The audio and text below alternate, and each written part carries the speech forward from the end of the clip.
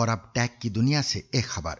Google کے سی ای او سندر پچائی، جو ٹیکنالوجی کی دنیا میں ایک انتہائی بااثر اور معروف شخصیت سمجھے جاتے ہیں، کو اسٹینفورڈ یونیورسٹی کی گریجویشن کی تقریب میں بطور مہمان خصوصی مدعو کیا گیا تھا۔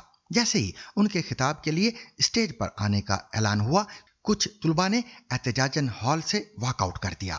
لیکن کیوں؟ جانیے خالد کرامت سے۔ اس سال امریکہ میں گریجویشن کے موقع پر یونیورسٹی کے کیمپسز پر جن بھی مقررین نے اے آئی کے بارے میں بات کی، انہیں سخت رد عمل کا سامنا کرنا پڑا ہے۔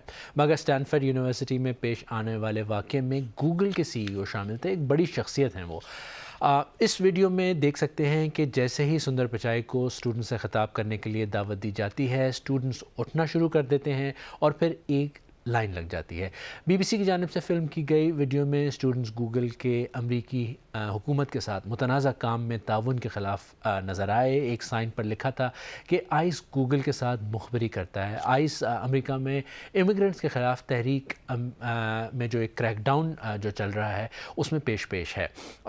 اچھا، یہ بات تو واضح نہیں کہ تمام اسٹوڈنٹس نے کسی ایک ہی وجہ سے واک آؤٹ کیا، لیکن کچھ اسٹوڈنٹ گروپس نے گوگل کے اسرائیل سے روابط کی وجہ سے پروٹیسٹ کی کال بھی دی تھی، اور واک آؤٹ کے وقت کچھ طلباء فلسطینی جھنڈے لہراتے نظر آئے اور فلسطین کے حق میں نعرے لگائے۔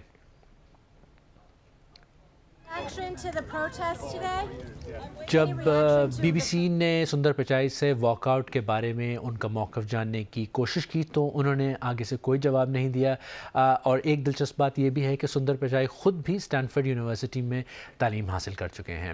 ایک مقامی خبر رساں ادارے کے اندازے کے مطابق واک آؤٹ میں 200 کے قریب طلباء شامل تھے۔